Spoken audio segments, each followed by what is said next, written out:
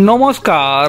অনেকে কটাক্ষ করে বলছেন দুর্নীতি কিংবা অপরাধমূলক ঘটনাতে তৃণমূলের নেতা মন্ত্রীদের বিভিন্ন তদন্তকারী সংস্থার কাছে জিজ্ঞাসাবাদের জন্য যাওয়া কিংবা গ্রেপ্তারের ঘটনাতে কোনো লজ্জা নেই।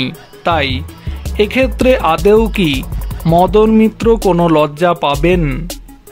কয়েকদিন আগে তৃণমূল নেতা কুণাল ঘোষের বিরুদ্ধে রুল জারি করেছিল কলকাতা হাইকোর্ট, যা নিয়ে জোর শোরগোল পড়ে গিয়েছিল। তার রেস কাটতে না কাটতেই এবার মদন মিত্রের বিরুদ্ধে রুল জারি করল কলকাতা হাইকোর্ট।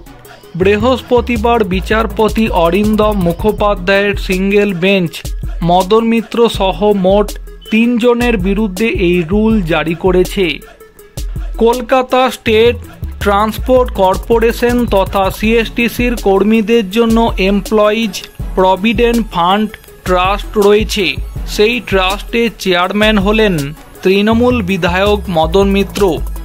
সিএসটিসির অবসরপ্রাপ্ত কর্মীদের অভিযোগ, চাকরি থেকে রিটায়ারমেন্টের পরেও তারা প্রভিডেন্ট ফান্ডের টাকা পাচ্ছেন না, অথচ অবসরের পরে যাতে কর্মচারীরা সুবিধা পান সেই জন্য প্রতি মাসে কর্মীদের মাইনের একটি অংশ কেটে নেওয়া হয়। এই নিয়ে 2024 সালে উচ্চ আদালতে মামলা হয়েছিল। গত বছর জুলাই মাসে প্রভিডেন্ট ফান্ডের টাকা মিটিয়ে দেওয়ার নির্দেশ দিয়েছিল কলকাতা হাইকোর্ট, কিন্তু তারপরেও টাকা না মেলায় ডিসেম্বর মাসে আদালত অবমাননার মামলা করা হয়। এরপরে বেশ কয়েকবার মামলার শুনানি হয়েছে। গতকাল এই মামলার শুনানিতেই মদন সহ 3 জনের বিরুদ্ধে রুল জারি করল আদালত।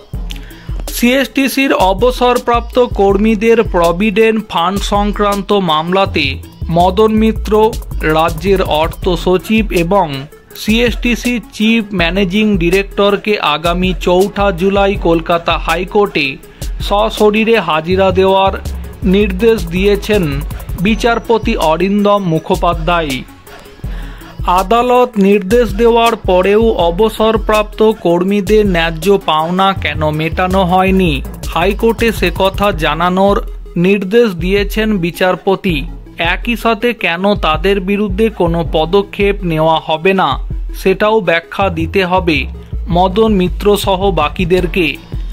উল্লেখ্য, তৃণমূলের হেভিওয়েট নেতা হওয়ার পাশাপাশি সিএসটিসির এমপ্লয়িজ প্রভিডেন্ট ফান্ড ট্রাস্টের চেয়ারম্যান মদন মিত্র। এবার তিনি সহ মোট 3 জনের বিরুদ্ধে রুল জারি করল কলকাতা হাইকোর্ট। আগামী 4 জুলাই এই মামলার পরবর্তী শুনানি। সেদিন আদালতে উপস্থিত হয়ে মদন মিত্ররা কি বলেন এখন দেখার বিষয় সেটাই।